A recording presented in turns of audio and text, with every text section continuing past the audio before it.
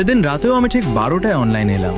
অভ্যাস মতো সাইলেন্ট বয়ের আইডিতে একটা ইনভাইট পাঠালাম। জানি কেউ আর সেটা অ্যাকসেপ্ট করবে না, তবুও পাঠালাম। হঠাৎ ওর বড় বোনের একটা মেসেজ এলো, ভাইয়া আপনার জন্য আমার ভাই একটা জিনিস রেখে গেছে।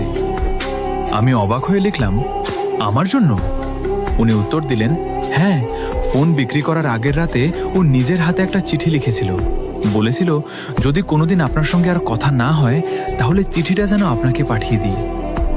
আমি কাঁপা হাতে চিঠিটা খুললাম। সেখানে লেখা ছিল, ভাইয়া আপনি যখন প্রথম দিন বলেছিলেন আজ থেকে তুই একা না, তখন আমি অনেক কেঁদেছিলাম, কারণ এই কথাটা আমাকে আগে কেউ কোনোদিন বলেনি। আরও লেখা ছিল, আপনি হয়তো জানেন না, প্রতিদিন রাত 12টার জন্য আমি সারাদিন অপেক্ষা করতাম।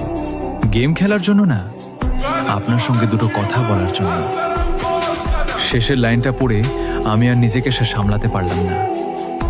যদি কোনোদিন আমি না থাকি তাহলে আমার জন্য কাঁদবেন না, শুধু কোনো এক র্যান্ডম প্লেয়ারকে নিজের টিমে নিয়ে বলবেন আজ থেকে তুই একা না। তখন মনে করব আমি আবার আপনার সঙ্গেই খেলছি। চিঠিটা বুকে জড়িয়ে আমি অনেকক্ষণ চুপ করে বসে রইলাম। সেদিন রাতেই আমি একটা র্যান্ডম ম্যাচে ঢুকলাম।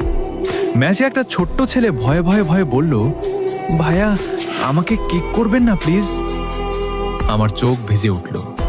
আমি মাইক অন করে শুধু একটা কথাই বললাম, ভয় পাবি না, আজ থেকে তুই একা না।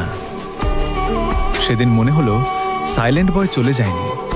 সে অনন্য কারো হাসির মধ্যে, অন্য কারো সাহসের মধ্যে আজও বেঁচে আছে।